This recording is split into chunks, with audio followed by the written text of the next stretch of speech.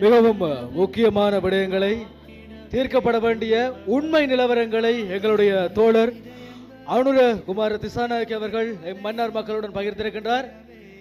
வருகின்ற நகரசபை மற்றும் உள்ளூராட்சி சபை தேர்தலில் தேசிய மக்கள் சக்தி வெற்றி பெறுமா இல்லையா? வெற்றி பெறுமா இல்லையா? நிச்சயமாக அந்த வெற்றி வகையோடு இப்பொழுது சிறிய உரையாற்றி செல்லுமாறு எங்களுடைய ஆசிரியை ஜூலி அவர்களை அன்போடு அழைத்திருக்கிறோம்.